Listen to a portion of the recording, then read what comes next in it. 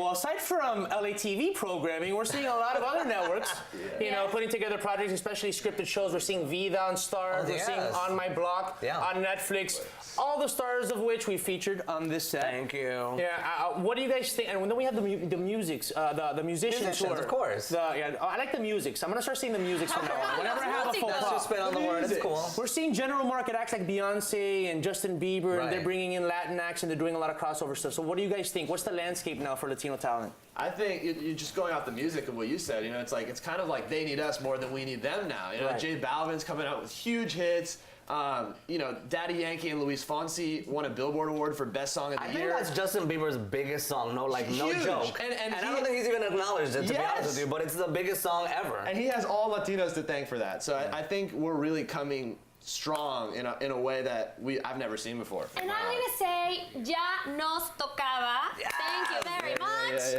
It's about time, I think, to really get this inclusivity going. Right. Pero en toda la extensión de la palabra, incluido obviamente el hecho de que somos nosotros ahora los que estamos metiéndonos en el caminito, the way it should be. So yeah, it's very exciting because I think it's the beginning of a lot of good stuff. And it's going to open up a lot of doors. Like I see Cardi B collaborating with a lot of reggaeton artists. Yeah. And I always felt like it was the other way around. Like the reggaeton artists will go to the American artists or to the more mainstream audience or artists. And Cardi B is so mainstream right now, and she's sticking to her roots. And I really like that because it opens up a lot of opportunities for us as well. Well, you know, one of the things that we talk about on this show, because we have had a lot of these artists and you know, talent performers on this show, is that we can't be separated from American culture. Well, we are it. We're like, we are part of the American cultural landscape, and I think people are finally starting to see that. What do you think about some of the guests that we featured, you know, in the past couple seasons that we've been doing the zoo?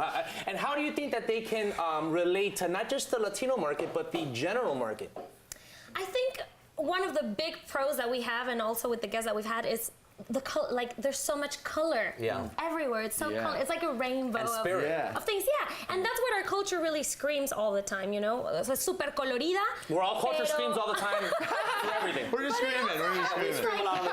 In the mood. Like we have colors, but we also have texture, and we have a lot of topics, and I think it's very exciting times for us as a Latino culture to be living in. And I think a show like this represents kind of the inclusivity and the diversity that exists, like you were talking about, and we're just able to incorporate our culture into the bigger picture in a way that's never been done before. Well, you know what's also interesting is when we have non-Latino guests on the show, and how they're coming into our world and how they react. And they love it. They love it. They love it. Like I have like people writing on Instagram going like, Viv, we love the show, we love the zoo. You guys are always talking about like all these things and bringing all this different people and personalities and characters. It's like Taco Tuesday every day here. Sí, así tal cual. Taco Tuesday.